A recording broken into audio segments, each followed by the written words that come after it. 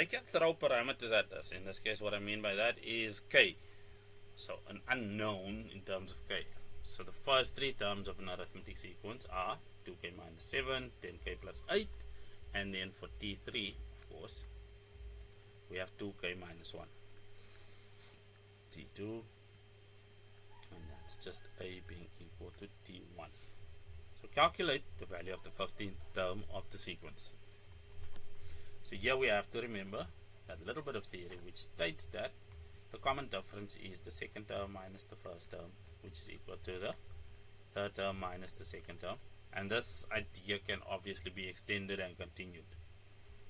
What we'll have is k plus 8 is equal to minus k plus 8 minus 2k minus 7 is equal to 2k minus 1 minus k plus 8, and then we'll simplify both sides, which gives us minus k plus 15 will equal to k minus 9.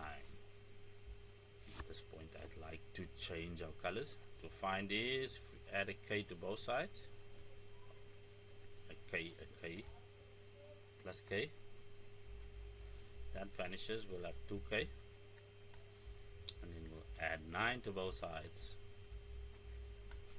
That will give us 24. Therefore, k is equal to 12, because we divided by 2. So we have the value of k. That was not the question. They want the value of the 15th term of the sequence. So we just need to complete this. t1 is equal to 17, because 2 times 12 gives us 24, minus 7 gives us 17. 12 plus 8 gives us 20. That's t2. And then for t3, the third term, we'll have 2 times 12 minus 1 gives us 23. And from this, it is obvious that our common difference is 3. Common difference is 3. That means a general term, which I can write over here, is equal to 3. What did I say? It's a minus d, and that's just 14. The 15th term is just going to be 3 multiplied by 15, which is being asked, the 15th term. That's 45 plus 14. That, of course, is equal to 59. The 15th term is equal to 59. Now what? Calculate the sum of the first 30 even terms of the sequence. First, let's remember what we're dealing with. 17. That'll be enough for us to see that, hey, these are the even terms that they're talking about.